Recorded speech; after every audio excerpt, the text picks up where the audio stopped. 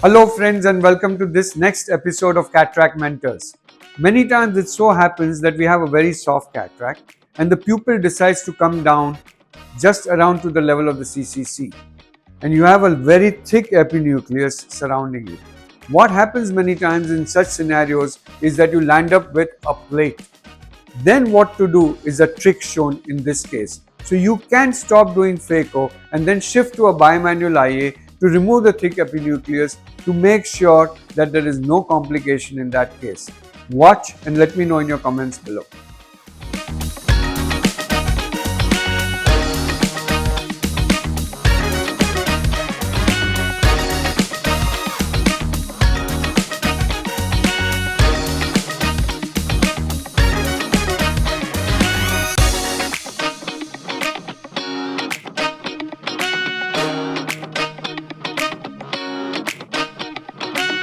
So this is a case which is very interesting. It's a simple, straightforward bimanual IA and a thick epinucleus and a little smaller pupil. So the rhexis is of course smaller than the size of the pupil.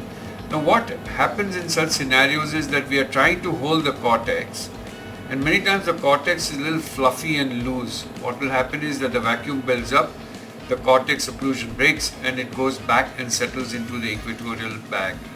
So again, now we are losing the grip. So you notice that when I'm continuing to do my bimanual IA, what is really happening is the cortex is getting sucked out and the rest of the epinucleus and the rest of the cortex goes and sits back into the equatorial bag. And then it becomes very difficult because it's very tricky to hold the cortex. Now the question is what to do in such a scenario. So you can see there is nothing for me to hold. Now I'm changing hands and trying to try the other side. Now here I'm going to use a trick. Now look at my irrigating port. That's my bimanual IA.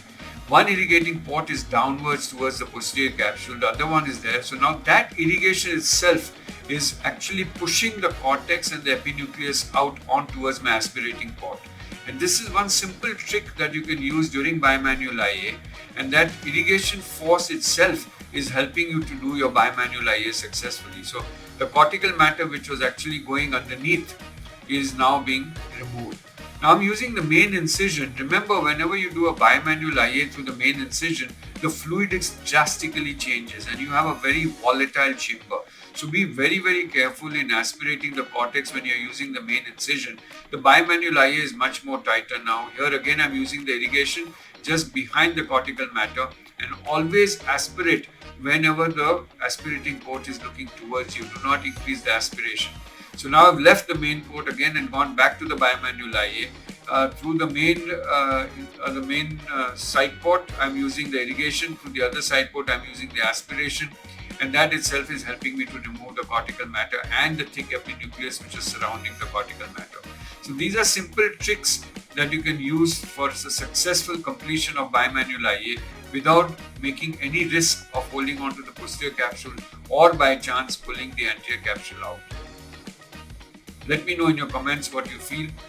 Feel free to question and we will have a healthy discussion. So this is just the completion little cortical matter that is there, and now you can shift to cap-vac mode if you need and hold the cortical matter which is on the posterior capsule and aspirate it gently. So here of course I have not shifted to cap-vac. One can do that if you really want to, but this is just removing the rest of the cortical matter that is around.